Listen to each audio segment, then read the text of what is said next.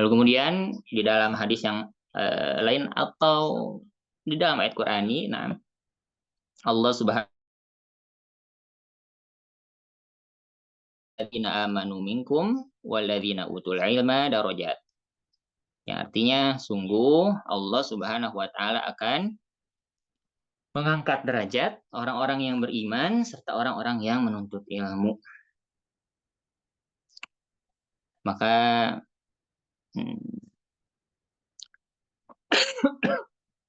kami mengajak teman-teman sekalian untuk menghadirkan keutamaan-keutamaan tersebut setiap akan belajar, khususnya di kelas ini. Ya, agar kita lebih terdorong lagi, agar kita lebih termotivasi lagi, ya, agar kita lebih semangat dalam menuntut ilmu. Ya, tapi dengan catatan bahwasanya keutamaan-keutamaan barusan akan kita raih dan kita dapatkan apabila kita membangun kegiatan menuntut ilmu kita di kelas Nahwu online ini, pada khususnya juga pada umumnya, di kelas-kelas lainnya, ya tentu harus di atas keikhlasan. Ya, harus di atas keikhlasan. Maka kalaulah seseorang menuntut ilmu agar disebut orang yang rajin, atau seseorang menuntut ilmu agar disebut orang yang alim, atau seseorang menuntut ilmu agar disebut seorang yang faham dalam agama, maka ketahuilah bahwasannya keutamaan-keutamaan tadi tidak akan pernah ia dapatkan. Wa na'udzubillahi min dzalik. Oleh karena itu sekali lagi, teman-teman yang Ana cintai karena Allah Subhanahu wa taala, Ana mengingatkan diri dan juga teman-teman sekalian untuk menghadirkan keutamaan-keutamaan dalam hati. Agar lebih semangat, agar lebih terpacu dalam menuntut ilmu agama. Tapi dengan catatan tadi harus ikhlas, benar-benar ikhlas. Maka keutamaan tersebut akan kita dapatkan dan juga keutamaan-keutamaan lainnya yang sangat banyak jumlahnya yang tidak terhitung tentunya ya. Nah, barakallahu fikum. Teman-teman yang Ana cintaikan Allah Subhanahu wa taala, kita akan belajar pada kelas ini untuk belajar bahasa Arab ya.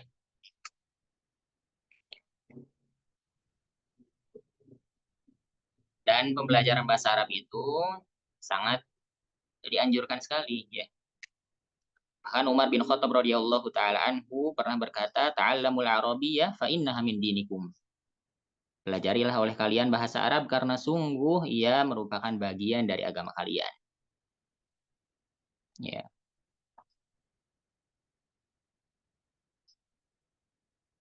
Apalagi ilmu nahwu ya, apalagi ilmu nahwu. Ketahuilah bahwasanya ilmu bahasa Arab itu banyak dan setidaknya ada 12 di antaranya ilmu nahwu, lalu ilmu shorof, lalu ilmu balaghah, ilmu mantiq, ilmu aswad, ilmu arud wal qawafi, ilmu adab, dan seterusnya. Nah, ilmu nahwu adalah yang paling utama dari ke-12 disiplin ilmu dalam bahasa Arab tadi. Ya. Dan bahkan pembelajaran kita terhadap ilmu nahwu akan menjadi wasilah untuk kita menguasai disiplin-disiplin ilmu selanjutnya, baik masih dalam konteks bahasa Arab ataupun di luar pembelajaran bahasa Arab yang berkaitan dengan ilmu agama. Ya. Sehingga kita tarik kesimpulan bahwasanya ilmu nahwu itu adalah ilmu pertama yang harus dikuasai oleh seorang penuntut ilmu. Entah itu dia penuntut ilmu dalam bidang ilmu Al-Quran atau tafsir, penuntut ilmu dalam ilmu hadis dan usuluhu, atau penuntut ilmu dalam fiqih dan usulnya, atau penuntut ilmu dalam akidah dan tauhid, atau penuntut ilmu dalam sirah Nabi dan juga tarikh Islam. Tentu sebelum mereka mempelajari hal-hal tersebut, ilmu nahwu memang harus pertama kali yang dikuasai dengan benar-benar. Kenapa? Karena kelima disiplin ilmu yang barusan saya sebutkan, juga disiplin ilmu lainnya, itu pada dasarnya referensinya berbahasa Arab, baik Al-Quran ataupun hadis Nabi ataupun warisan para ulama. Maka seseorang tidak akan bisa memahami tiga sumber barusan kecuali dengan pemahaman terhadap ilmu nahwu yang kuat. Oleh karena itu, Imam Syafi'i sampai menyebutkan saking istimewanya ilmu nahwu ini, beliau berkata seperti ini, man tabahhara fin nahwi ihtada ila kullil ulum. Barang siapa yang menguasai ilmu nahwu, sungguh ia akan terbantu untuk memahami semua disiplin ilmu. Ya, saking istimewanya disiplin ilmu nahwu itu. Karena itu, teman-teman yang Anda cintakan Allah Subhanahu wa taala, kita harus berbahagia. Allah Subhanahu wa taala kumpulkan kita semua di kelas ini, itu cirinya taufik dari Allah. Bahwa Allah Subhanahu wa taala menginginkan kebaikan dari kita dan bahwa kita adalah hamba-hambanya yang terpilih. Oleh karena itu, selanjutnya jangan sampai disia-siakan kesempatan belajar ini, ya. Jangan sampai disia-siakan, harus semangat sebagai bentuk rasa syukur terhadap taufik dari Allah Subhanahu wa taala.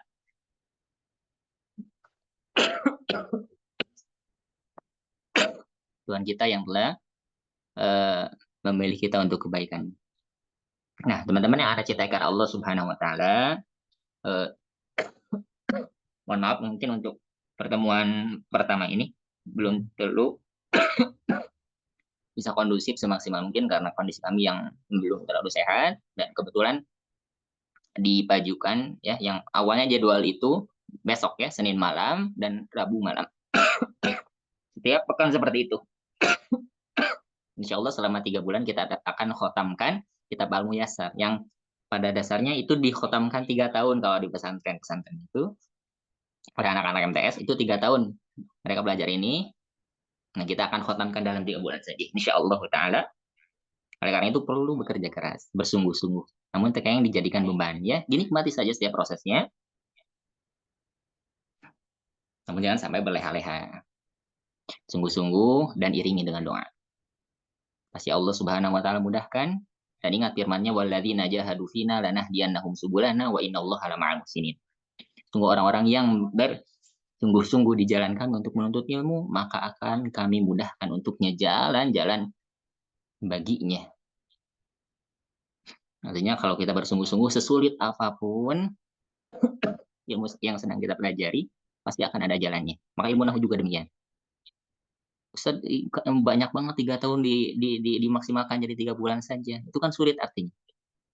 Ya, khususnya untuk beberapa di antara teman-teman yang baru benar-benar belajar.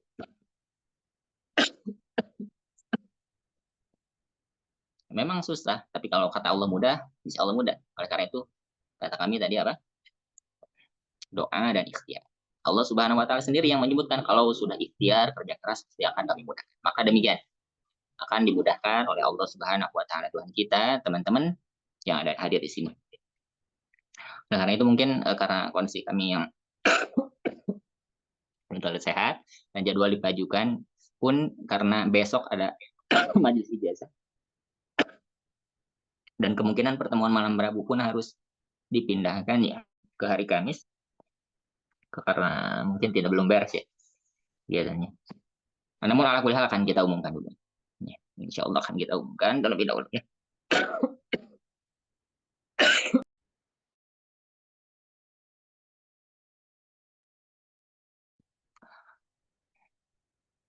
Nah, teman-teman yang Anda cintai karena Allah Subhanahu wa taala, nah kita akan belajar kitab Nahwu Al-Muyassar ya. Ini kitab karya Al-Ustaz Hasyim Jakaria. Beliau itu guru kami atau pimpinan di pondok pesantren tempat kami belajar dulu. Dan beliau itu yang pernah menjabat sebagai ketua umum Persatuan Islam di seluruh Indonesia. Nah, dan beliau termasuk hamba-hamba Allah yang saleh. Bahkan saat beliau wafat, tidak kurang dari 2.000 sampai 3.000 orang yang menyolatkan beliau.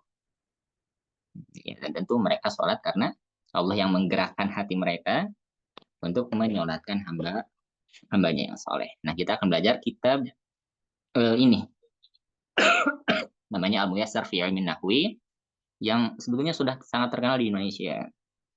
Bahkan ustadz-ustadz senior seperti Ustadz Firanda Dirja ya dari Salafi kami menyebutkan bahwasanya Al-Muyassar ini adalah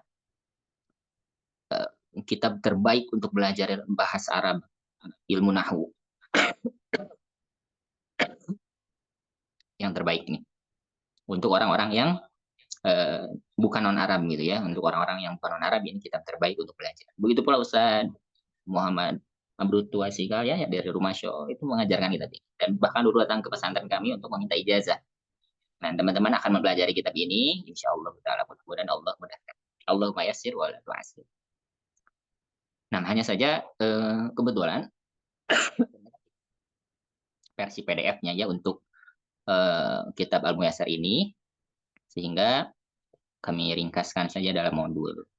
Kemudian insya Allah apabila teman-teman memahami modul yang telah dipersiapkan, saat membuka kitabnya teman-teman pasti paham dengan izin Allah Subhanahu wa taala. Ya, dengan izin Allah Subhanahu wa taala. Nah, teman-teman yang Anda cintakan Allah, ini sudah Anda buatkan modulnya untuk pertemuan pertama, namun belum sempurna ya. Masih banyak kekurangan karena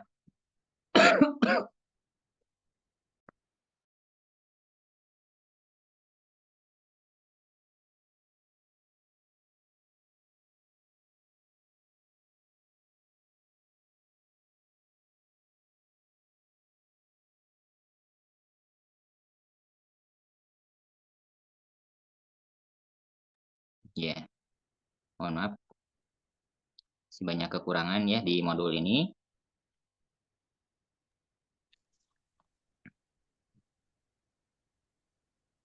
Ya. Nanti insya Allah akan kita sempurnakan dulu lalu di-share ulang ya ke teman-teman. Insya Allah akan saya share juga nanti setelah selesai pembelajarannya. Ini apakah muncul ini di layar teman-teman ini? Muncul Ustadz. Muncul ya. Nah, nanti tolong kalau misalkan ada yang kurang dipahami, teman-teman bisa bertanya saja ya. Nah, teman-teman yang Anda cintai karena Allah Subhanahu wa taala,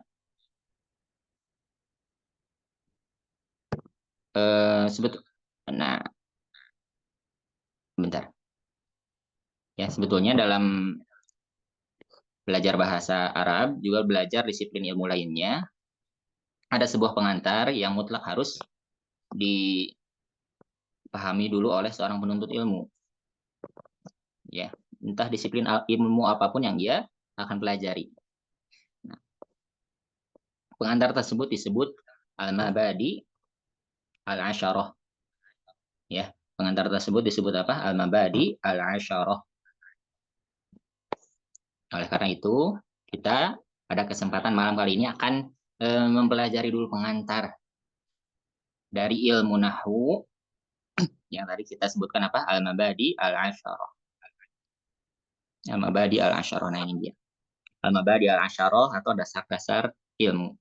Nah, teman-teman kalau belajar disiplin ilmu fiqih, sebetulnya harus belajar ini dulu.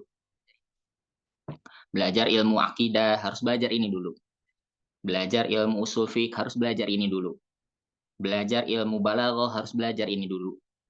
Belajar ilmu sirah nabawiyah, harus belajar ini dulu. Karena apa? Karena ini pengantar yang akan mengantarkan kita pada pemahaman dari ilmu yang akan kita pelajari, ya, sehingga ilmu tersebut kita pahami secara garis besar terlebih dahulu sebelum kita menyelami kandungan-kandungan yang ada di dalamnya. Sehingga nanti seseorang saat belajar disiplin ilmu bersangkutan tidak akan berhenti tengah jalan. Karena terkadang ada orang yang belajar disiplin ilmu lalu kemudian tidak dilanjutkan lagi belajarnya. Kenapa? Karena sebetulnya saya bingung katanya. Ilmu nahwu itu sebetulnya ilmu apa sih? Saya nggak paham. Ilmu sorof itu sebetulnya ilmu apa sih? Saya nggak paham. Ilmu usul fikih itu sebetulnya ngomongin apa? Saya nggak paham. Ya, saya nggak lanjut lagi karena ketidakpahaman tersebut. Nah, kalau orang belajar mabadi asyarah atau dasar-dasar ilmu yang 10 sebelum mempelajari sebuah disiplin ilmu, nah insya Allah dengan izin Allah tidak akan terjadi hal yang seperti demikian. Karena nanti teman-teman akan dikenalkan ilmu itu, ilmu yang mau teman-teman belajar itu ilmu apa sih sebetulnya. Lalu kemudian objek bahasannya sebetulnya apa. Lalu kalau kita belajar ilmu itu emang apa gunanya buat kita. Dan ilmu itu sebetulnya siapa yang dulu mencetuskan pertama kali? Apakah ada di zaman Rasul? Ataukah baru dicetuskan oleh para sahabat? Ataukah baru dicetuskan oleh ulama yang lahir di abad ke-19? Nah, dengan mempelajari mabadi asyarah dulu, nah teman-teman bakal tahu hal-hal tersebut sehingga menjadikan teman-teman selanjutnya apa? Selanjutnya betul-betul paham garis besar disiplin ilmu yang akan dipelajari dan nanti saat masuk ke dalam pembahasannya, insya Allah akan betah belajar, nggak bingung, nggak linglung, dan akan mengkhatamkan pembelajaran sampai selesai. Demikian ya, insya Allah kita akan mempelajari hal tersebut. Nah, ini namanya apa? Mabadi asyarah. Nah, ini Ana sudah tuliskan di bagian kiri ya. Nah, sudah tuliskan di bagian kiri.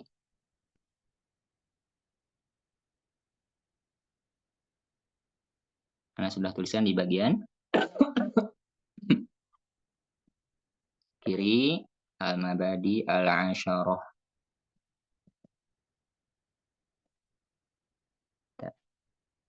Mabadi asyarah untuk ilmu nahwu. Jadi ilmu fikih ada mabadi asyarahnya. Ilmu apapun ada mabadi asyarahnya, ilmu nahwu juga. Nah, ini apa saja sebetulnya mabadi asyarah atau dasar-dasar ilmu yang 10 itu? Nah, Muhammad Ali As-Sobban menyebutkan dalam syairnya, ini dia sudah Ana tuliskan. Anda baca, nah, teman-teman nanti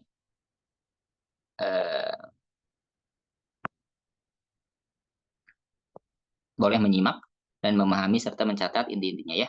Ini syair yang berisi mabadi asyarah. Nah, inna mabadi kulli fannin asyarah.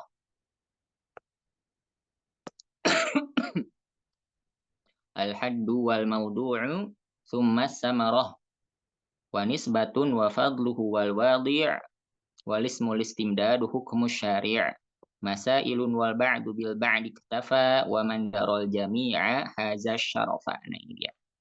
Ini 3 bait yang disampaikan oleh Muhammad Ali As-Sobban yang mencakup 10 dasar ilmu atau mabadi asyarah tadi. Apa saja 10 dasar ilmu itu? Satu, untuk kita terjemahkan dulu baitnya. Inna mabadi kulli fannin asyarah, sesungguhnya dasar-dasar dari setiap disiplin ilmu itu asyarah ada 10. Al-haddu, ini yang pertama. Apa artinya al-haddu? Al-haddu itu definisi. Jadi seseorang saat mau belajar disiplin ilmu harus tahu dulu ilmu itu sebetulnya ilmu apa, definisinya seperti apa. Sehingga dia tidak salah kaprah nanti. Ya. Maka teman-teman pada kesempatan malam hari ini juga akan belajar apa pengertian ilmu nahwu. Yang kedua, al-maudhu'. Apa itu al-maudhu'? Al-maudhu' itu adalah objek bahasan. Objek bahasan maksudnya apa? Dengan mengetahui hal ini, kita akan tahu apa saja yang dibahas dalam disiplin ilmu yang akan kita pelajari. Dalam hal ini adalah ilmu nahwu, sehingga nanti tidak kebingungan. Sebetulnya saya itu sudah belajar ini, kapan khatamnya? Kalau enggak disampaikan dulu, nanti kebingungan. Nanti kebingungan, bisa saja berhenti di tengah jalan karena merasa ini terlalu panjang untuk dipelajari. Padahal dia sudah sampai di bab terakhir misalkan. Karena nggak tahu, jadi akhirnya berhenti. Nah, coba kalau disampaikan terlebih dahulu, insya Allah akan dikhatamkan. Ya. Nah, ini yang kedua al-maudhu'. Apa artinya tadi? Objek bahasan. Yang ketiga as-samaroh. As-samaroh itu apa? As-samaroh itu artinya adalah buah yang didapat dari mempelajari ilmu. Kalau kita dalam disiplin ilmu nahwu berarti nanti akan disampaikan apa sih yang akan kita dapatkan dengan belajar ilmu nahwu. Yang keempat ini nisbatun. Nisbatun itu apa? Penisbahan ilmu. Penisbahan ilmu. Yang keempat, fadluhu.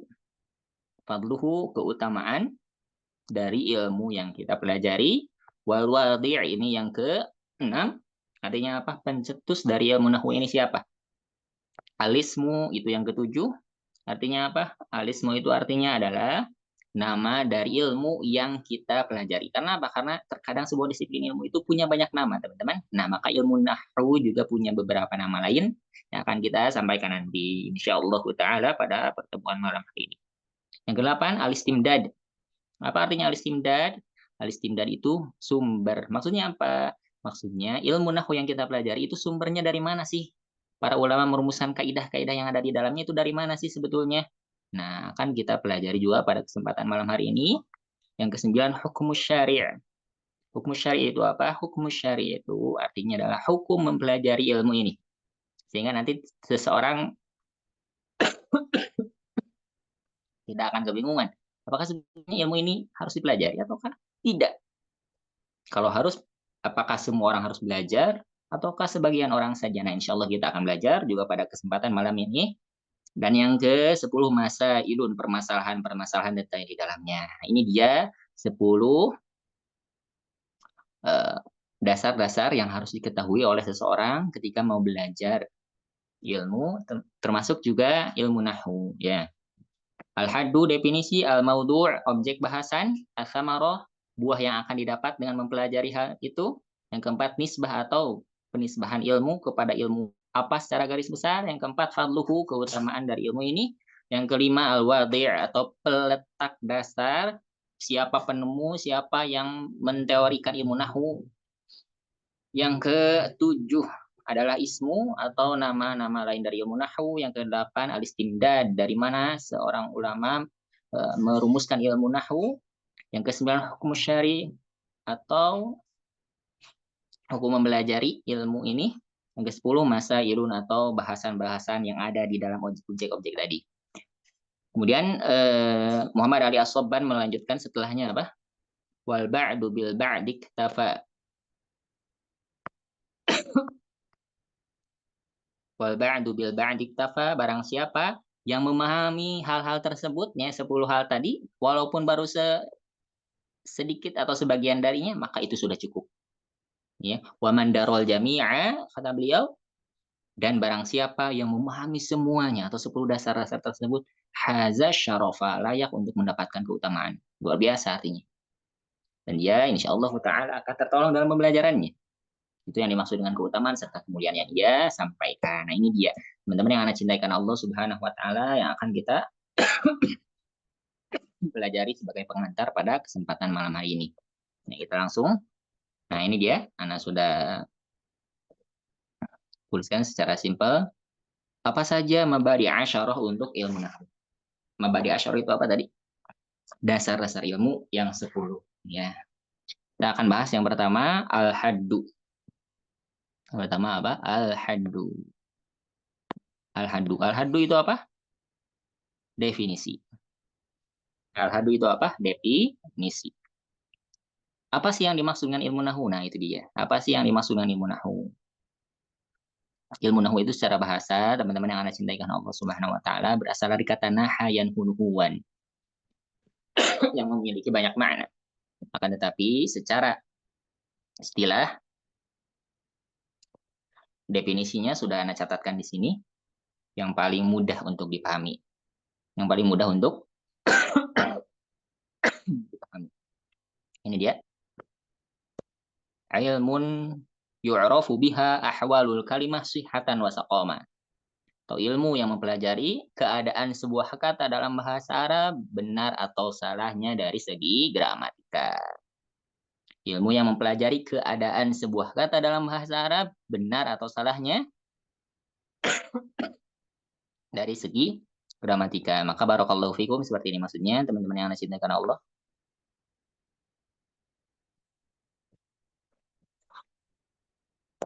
Benar.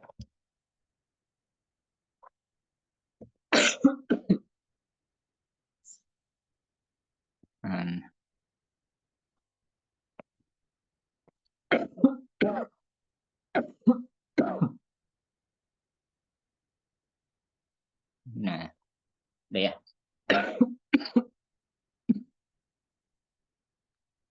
Baru kita apa? Pengertian ilmu nahwu itu adalah ilmu yang mempelajari tentang sebuah kata bahasa Arab. Apakah dia benar atau salah dari segi gramatika. Nah, contohnya seperti ini, teman-teman yang Anda cintakan Allah. Apabila ada seseorang yang berkata pada antum,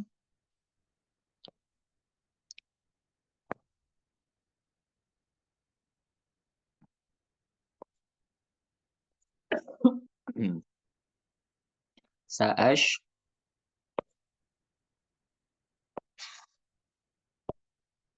Rob Alma Alma I. Nah, sa'ashrobu alma'i.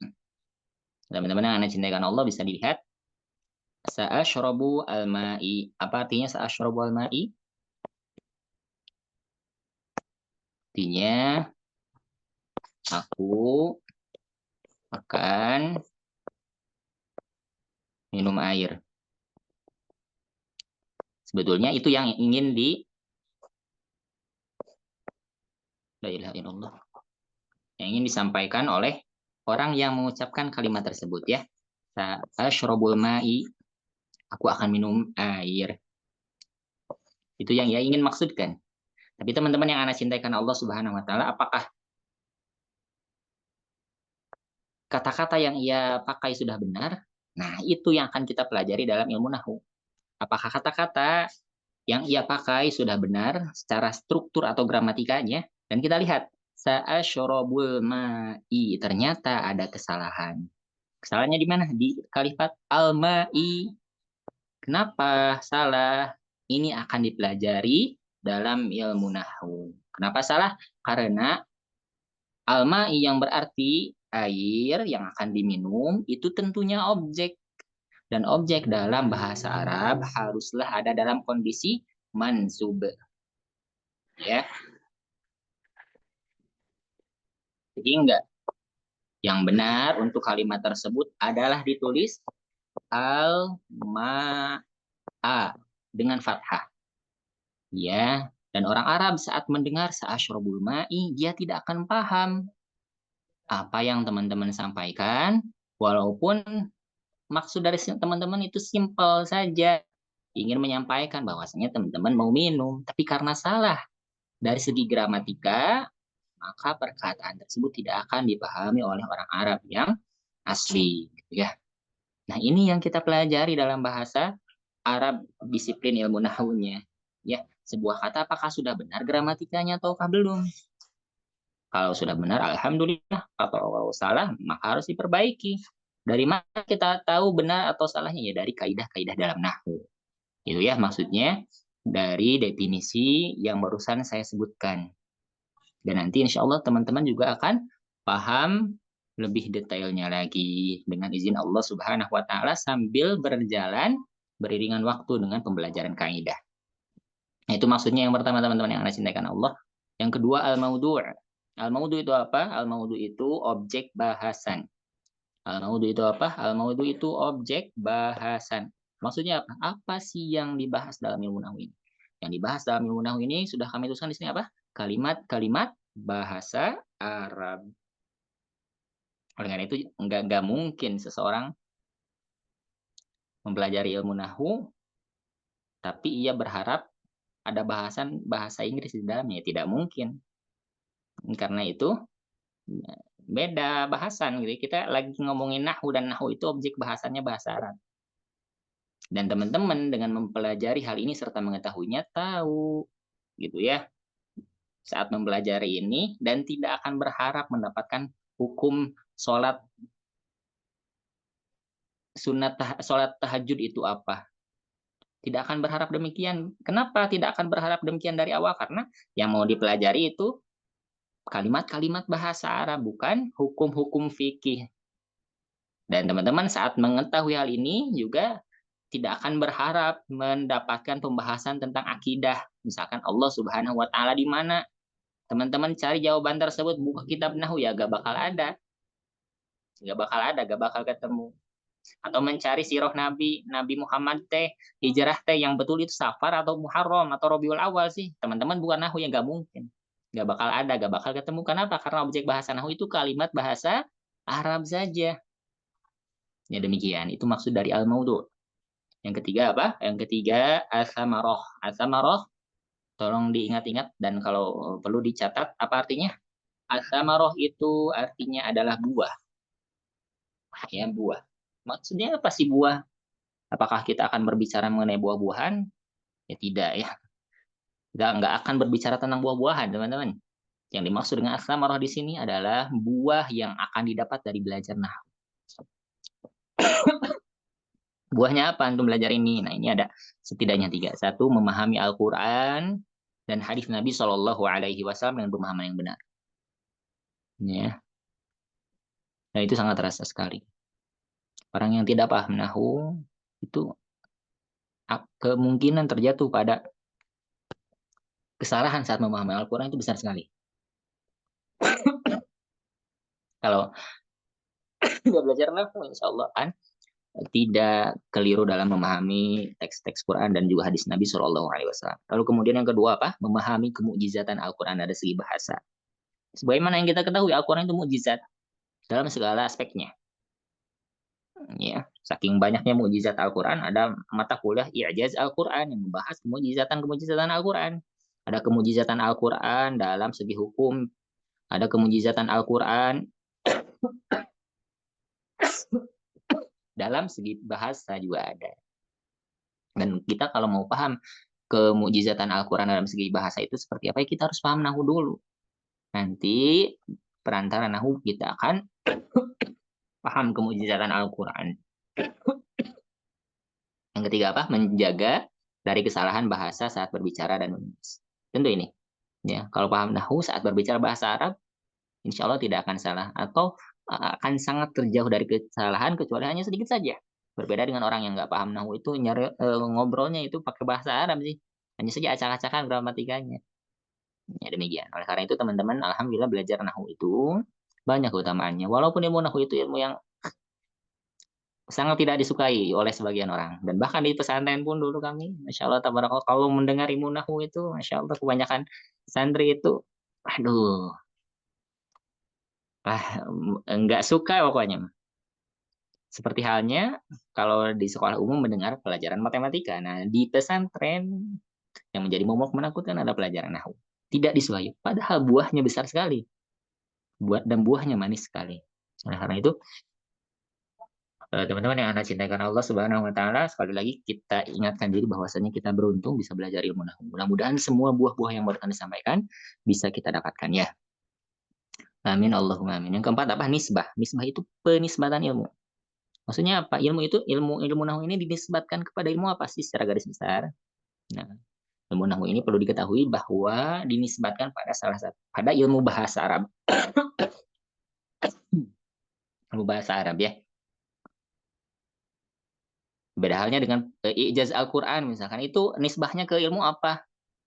Ya tentu ke ilmu Al-Quran dinisbatkannya. Kalau mustalah hadis itu dinisbatkannya secara garis besar ke ilmu apa? Ya ke ilmu hadis. Lalu kemudian usul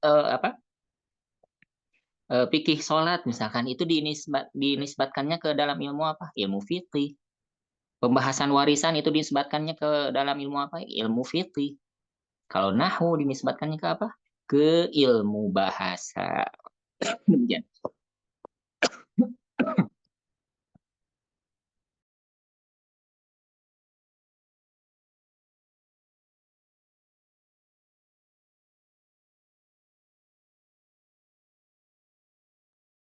Cintai karena Allah Subhanahu wa taala, itu yang keempat. Yang kelima adalah al-fadlu. Al-fadlu itu apa? Al-fadlu itu keutamaan. Maksudnya apa sih? Keutamaan dari ilmu ini apa? Ya, ilmu ini memiliki keutamaan yang banyak, besar dan istimewa apa? Ini salah satunya sudah Anda tulis, mengantarkan pada pemahaman. Kita percepat saja ya. Al-Quran dan Sunnah Nabi. Lalu kemudian yang keenam, al-wadi', siapakah peletak teori pertama ilmu nahwu? Ini sudah ditulis namanya Abul Aswad Ad-Du'ali. Abul Aswad Ad-Du'ali. Beliau wafat pada tahun 69 Hijriah, berarti generasi tabi'in ya. Generasi tabi'in. Ada kisahnya. Jadi teman-teman yang Anda cintakan Allah, ada kisahnya. Jadi Ada kisahnya. Kenapa ilmu nahwu itu sampai ada, gitu ya? Ada kisahnya.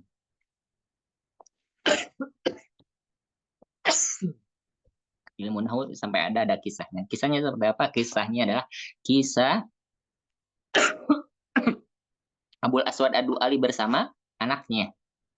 Ya, sebelum terjadi momen pada kisah ini, ilmu nahwu itu gak ada.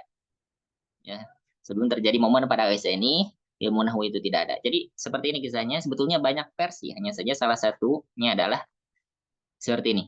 Eh, Anaknya dari Abul Aswad Ad-Du'ali, ya, seorang perempuan, dia pernah berkata pada suatu hari, kayak gini teman-teman yang dicintakan Allah, berkatanya, Allah Akbar, ma asyadul har, ma asyadul,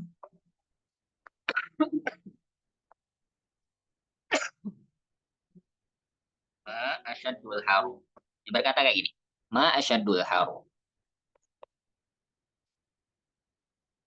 Nah, Abul Aswad Ad-Du'ali yang mendengar perkataan dari sang anak menjawab langsung secara spontan. Jawabnya apa? Seperti ini. Beliau menjawab, Syahru Sofar. Syahru Sofar. Yang artinya apa? Bulan Sofar. Kenapa beliau sampai menjawab demikian? Karena yang beliau pahami dari perkataan anaknya adalah alasannya sang anak bertanya kepada ayahnya, wahai ayahku, apa bulan yang paling panas? Apa bulan yang paling panas? Kan nyambung ya, dijawablah bulan Safar, wahai anak perempuanku,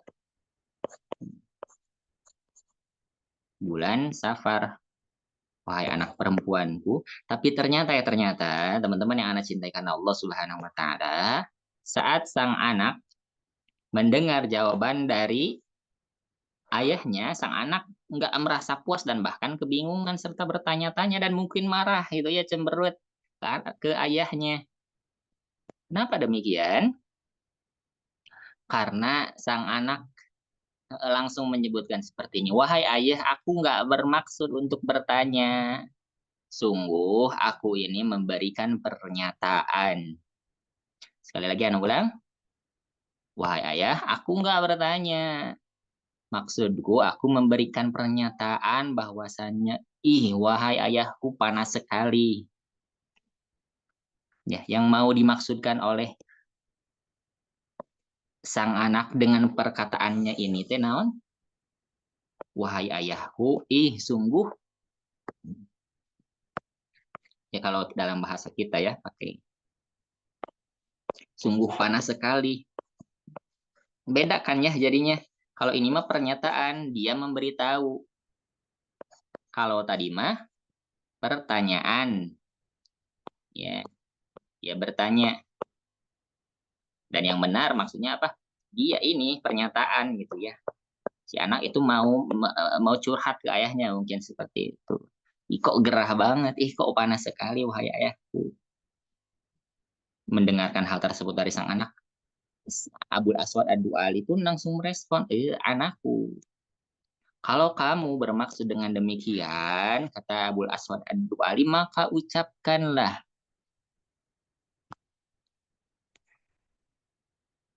Seperti ini anakku. Ma asyad dal harro. Apa yang berbeda teman-teman yang Anda cintakan Allah? Yang berbeda dari dua kata tadi. Lihat. Ini ma asyadul har, yang ini ma asyaddal har. Apa yang berbeda? Yang berbeda adalah harokatnya. Kalau teman-teman yang Anda cintai karena Allah Subhanahu wa taala di sini memakai dhammah, nah, ma asyaddu al harru, maka nanti dipahami oleh orang yang kita ajak bicara sebagai pertanyaan. Sedangkan kalau teman-teman memakai fathah, ma asyaddal harra, Maka inilah pernyataan dan inilah yang dimaksudkan oleh sang anak. Ya, apa intinya? Intinya anak Abul Aswad Ad-Du'ali padahal orang Arab asli sudah salah dalam memberikan harokat saat berbicara. Dan hal tersebut membuat orang yang mendengarnya salah memahami. Sehingga Abul Aswad Ad-Du'ali ketika itu langsung riweuh ya, langsung kaget serta lari terbirit-birit mungkinnya pada siapa? Kepada Khalifah Umar bin Khattab radhiyallahu taala anhu menyampaikan, wahai Umar, karena Islam sudah menyebar, banyak terjadi uh, apa? Ya banyak terjadi interaksi antara orang Arab pasti dengan orang non Arab. Hal tersebut menyebabkan apa? Orang Arab asli yang lisannya fasih, benar, walaupun tidak belajar nahwu tapi sudah benar sesuai kaidah dan akan dipahami dengan benar maksudnya, jadi salah. Ya, karena banyaknya orang yang masuk Islam, banyak interaksi, bahasa Arab melemah. Ya, Abul Aswad Ad-Du'ali menyampaikan pada muridnya demikian. Khawatir nanti kalau orang Arab sendiri saja salah, nanti bagaimana orang non Arab bisa-bisa mereka belajar bahasa Arab yang salah dan nanti imbasnya apa? Pada Al-Quran dan Sunnah Nabi Shallallahu Alaihi Wasallam mereka salah paham. Maksud dalam Al-Quran A dipahami B, maksud dalam hadis Nabi B dipahami C, dan itu sangat mengerikan sekali ya teman-teman yang cintakan Allah. Oleh karena itu Abul Aswad siapa? Umar bin Khattab radhiyallahu taala anhu ya, setelah itu memerintahkan untuk membuat kerangka yang belajar tentang gramatika dalam bahasa Arab supaya nggak salah dalam hal ini. Nah, apa itu kerangka itu? Itu adalah ilmu nahwu. Nah, dari sana ilmu nahwu terus berkembang oleh para ulama dikembangkan. Maka inilah yang menjadi kisah di balik munculnya ilmu nahwu. Dan kita tarik kesimpulan apa? Yang menjadi pencetusnya adalah Abul Aswad Ad-Du'ali atas saran Umar bin Khattab atau atas perintah dari Umar bin Khattab radhiyallahu taala anhu. Inilah teman-teman mencintakan Allah letak dasarnya. Lalu yang ketujuh apa? Alism, ism itu apa? Alism itu nama. Maksudnya ilmu nahu punya nama lain enggak? Ada. Selain ilmu nahu itu sendiri, ilmu nahu juga punya nama.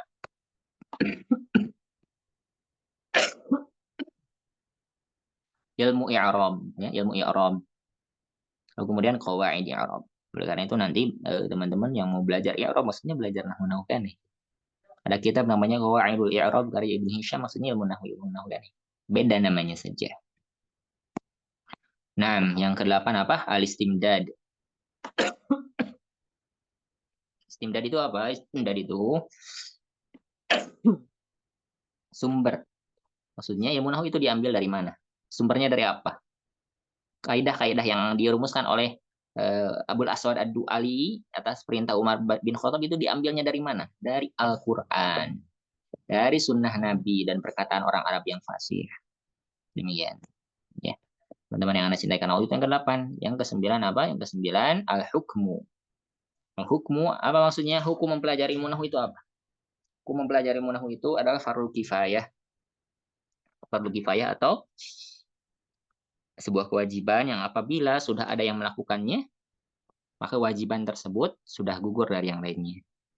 Seperti halnya sholat jenazah hukumnya apa? Hukumnya fardu kifayah. Kalau ada yang sudah mensolati seorang jenazah di kampung kita, kita sudah nggak wajib lagi. Artinya kalau kita nggak sholat, nggak berdosa. Tapi kalau misalkan semua di kampung kita nggak ada yang menyolatkan jenazah tersebut, semuanya berdosa. Maka ilmu nahwu itu juga sama, teman-teman yang Anda cintai Allah. Kalau sudah ada yang belajar, sebuah kelas misalkan, ya maka yang lain gugur. Gugur apa? Gugur tidak ada tuntutan untuk belajar lagi. Ya. Tapi kalau misalkan dalam sebuah kelas atau dalam sebuah kampung lebih besar atau dalam sebuah kota apalagi gak ada yang belajar ilmu nahwu, maka semuanya berdosa. Semuanya berdosa. Namun perlu diketahui dan Anda sampaikan bahwasannya itu untuk keumuman manusia ya, fardu kifayah itu. Tapi untuk seorang penuntut ilmu, ya teman-teman yang sahabat-sahabat Ana dari perkuliahan ilmu Al-Quran dan tafsir, kalau misalkan teman-teman nggak belajar ilmu nahu, itu dosa. Kenapa? Karena hukumnya fardu ain untuk penuntut ilmu. Apalagi yang mau menafsirkan Al-Quran. Banyak kesalahan yang muncul dalam penafsiran Al-Quran. Kenapa? Karena mereka nggak paham teks Al-Quran.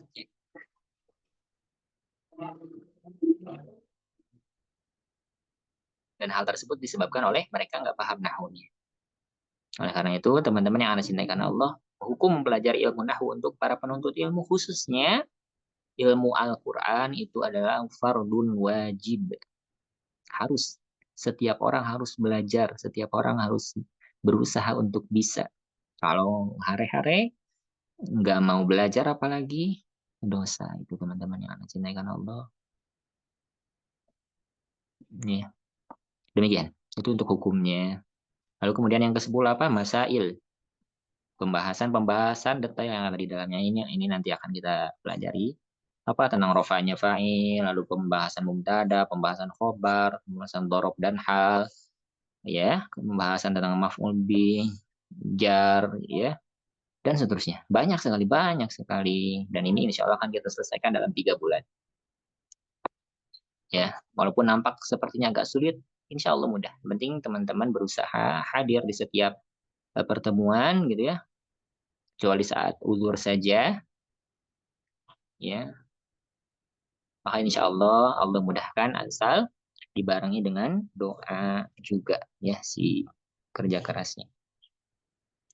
Nah, itu dia 10 dasar ilmu. Nah, teman-teman harus tahu hal-hal tersebut, harus paham. Nah, kalau misalkan teman-teman sudah seperti ini, paham juga, insya Allah akan muncul tuh dorongan dalam diri untuk belajar. Nah, bagi tadi mendengar keutamaannya, malah mendengar sejarahnya, kan jadi merasa unik gitu ya ilmu nahwu itu.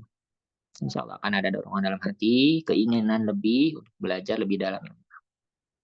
Ya, karena itu Ana sampaikan hal tersebut karena itu sangat penting sekali. Nah, teman-teman ada 8 menit lagi ya, kita akan 7 menit lagi. Nah, kita akan akhiri dengan peta bahasan ilmu nahwu. Ya, ini sebetulnya ada pada poin kedua tadi dalam mabadi asyara apa?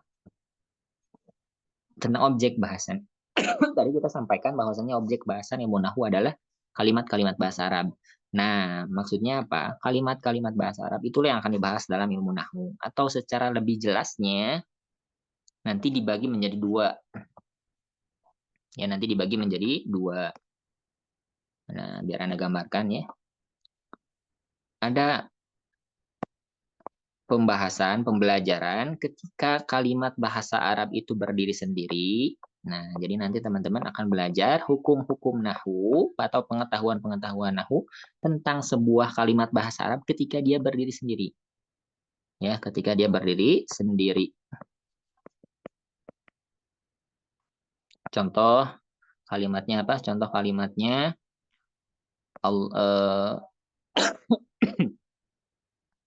al-baitu misalkan ya. Ini kan kalimat bahasa Arab dan dia berdiri sendiri. Ada hukum nahwu terkait dengan ini. Ya, ada hukum nahwu terkait dengan ini, itulah yang akan teman-teman pelajari. Apa saja ini sudah Anda tuliskan dan jumlahnya 3. Macam-macam kalimat. Itu yang pertama. 2, pembagian kalimat kepada mu'rob dan mabni. Yang ketiga, pembagian isim kepada nakirah dan ma'rifat. Maka, nah, kalimat al-baitu ini, ya teman-teman yang Anda cintai karena Allah Subhanahu wa Ta'ala, saat dalam pembelajaran nahwu, kita harus bisa mengidentifikasikan 3 hukum nahwunya. Apa saja yang baru saya disebutkan? Macam-macam kalimat. Nah, jadi al-baitu ini kalimatnya apa? Dan kita akan belajar di sana. Apakah dia isim? Apakah dia fi'il? Ataukah huruf? Nah, seperti itu. Yang kedua, kalimat al-baitu ini apakah mu'rob? Apakah mabni? Nah, itu yang kedua. Kita akan pelajari apa itu mu'rob, apa itu mabni, bagaimana sebuah kalimat tersebut mu'rob, bagaimana sebuah kalimat tersebut mabni. Ya. Ataukah apakah ada batasan untuk langsung mengetahui mana mu'rab, mana mabni? Itu akan kita pelajari. Yang ketiga, teman-teman yang anak cintai karena Allah, kita juga akan belajar tentang nakiroh dan ma'rifat. Artinya kalimat al-baitu ini sebetulnya nakiroh atau ma'rifat sih? Dan kita akan belajar nakiro itu apa, maksudnya kemana, apakah ada maknanya, ma'rifat itu apa, maksudnya seperti apa, apakah ada makna, jadi ada. Kalimat yang ma'rifat dan kalimat yang mu'rob itu ada maknanya tersendiri. Contohnya itu, al-baitu. Dan kalimat baitun. Baitun dan al-baitu ya sama-sama saja. Ya, artinya apa? Artinya rumah. Baitun rumah, baitu rumah. Tapi kalau teman-teman mendapat di dalam sebuah teks, baik itu kitab, artikel, kalimat baitunnya dengan tanwin yang itu berarti nakiro, maka maksudnya adalah umum, semua rumah manapun, tanpa dibatasi rumah tertentu. Sedangkan kalau misalkan ada alif lamnya dan itu adalah ciri kemakrifatan, maka artinya apa? Rumah tertentu yang dapat kita langsung ketahui. Itu ada maknanya. Nah, teman-teman akan belajar itu dalam nahu. Ya, jadi ini tolong dicatat dan diingat-ingat ya. Hal pertama yang akan dipelajari dalam nahu adalah kondisi kalimat bahasa Arab saat ia berdiri sendiri. Ada 3 macam-macam kalimat. Kalimat tersebut isim, fi'il, atau huruf. Kalau sudah ketahuan kalimat tersebut isim atau fi'il, maka apakah mu'rob ataukah mabni? Sedangkan upamanya huruf mah sudah jelas pasti dia mabni karena tidak ada huruf yang mu'rob. Nah, kita bakal belajar itu. Yang ketiga, kalimat tersebut kalaulah isim, apakah nakir atau ma'rifat? Upamanya misalkan fi'il atau huruf mah nggak mungkin masuk ke dalam pembahasan ma'rifat ataukah nakirah karena pembahasan ini hanya khusus untuk isim. Nah, teman-teman bakal tahu hal ini. Kalau sudah tahu ini memangnya buat apa? Kalau sudah tahu ini, teman-teman yang anak cintai karena Allah bakal masuk ke dalam pembahasan ahkamul kalam. Nah, ini terbalik ya, maaf. Ini ahkamul kalimat yang barusan, yang 3. Ini yang ini, ya maaf. Yang kedua ahkamul kalam. Ahkamul kalam apa maksudnya ahkamul kalam? Maksudnya kalimat-kalimat bahasa Arab kalau sudah disusun dalam menjadi sebuah jumlah, itu seperti apa maknanya, dan itu didapati dari pembahasan ahkamul kalam. Ya, ada 2 menit lagi. Contohnya alba itu kan ini berdiri sendiri ya. Kalau sudah bergabung dengan kalimat lain, contohnya kabirun,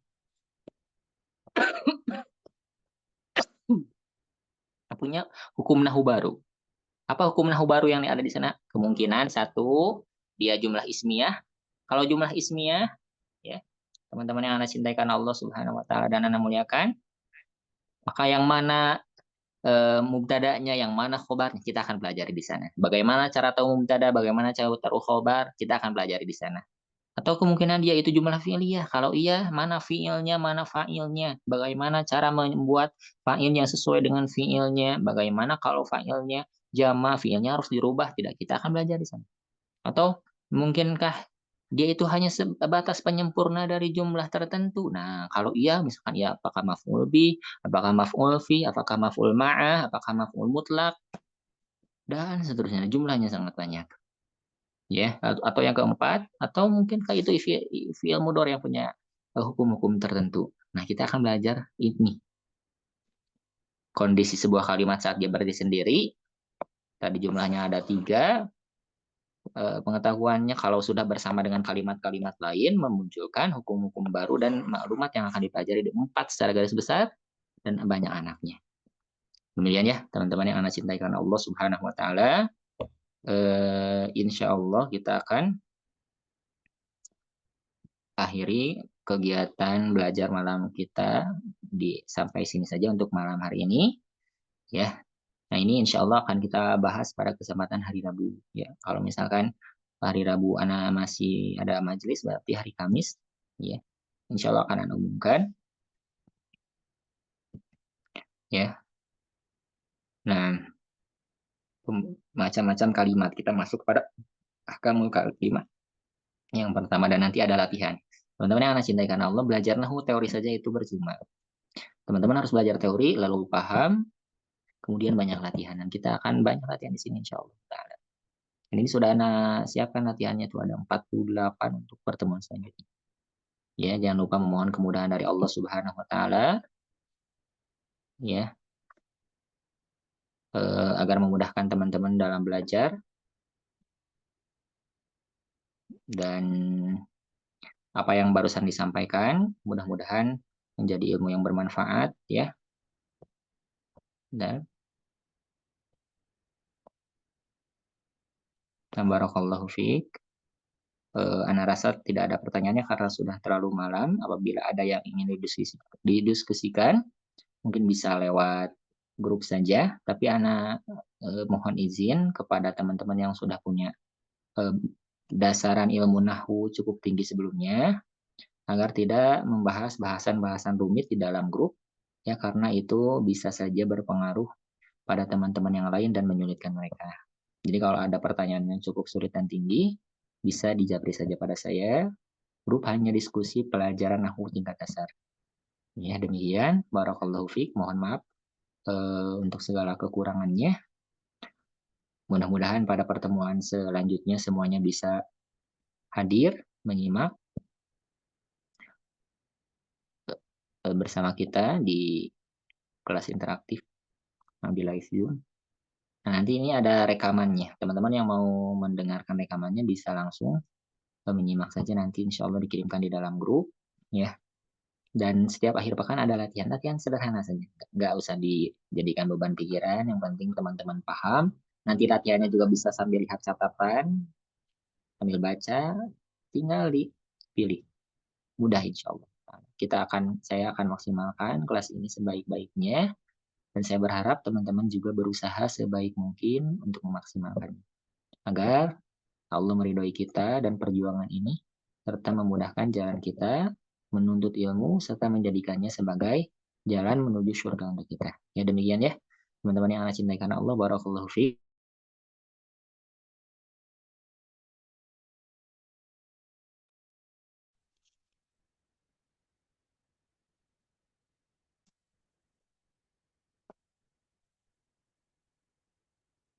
Wafik barakallah. Amin Allahumma amin. Syukran Ustaz, jazakallah khairan. Ya, jazakallah khair Ustaz.